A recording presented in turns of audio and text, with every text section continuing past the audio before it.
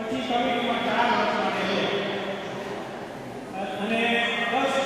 મેમ્બરની કમિટી રાખવાનો વિચાર છે. આ 4 વર્ષમાં 2 વર્ષ છે એ કમિટીના નીચેના સામે ખાલી મેમ્બર તરીકે છે અને પછીના 2 વર્ષ છે એમાં કોઈ પણ હોદ્દો સંભાળે president, secretary, youth secretary, treasurer,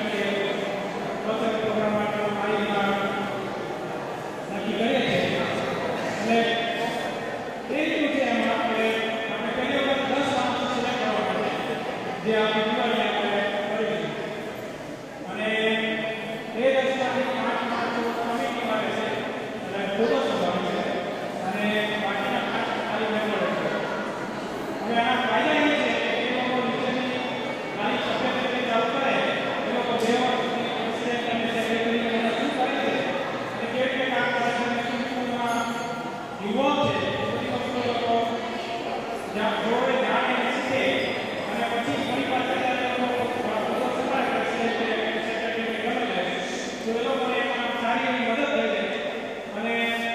એ લોકોને એક્સપિરિયન્સ હોય એટલે એ લોકોને બહુ વાંધો ના આવે અને એકદમ સ્મૂથ ટ્રાન્સફર થાય. તો આના માટે આપણે આજે નાના ઇલેક્શન જેવું રાખ્યું છે જે પણ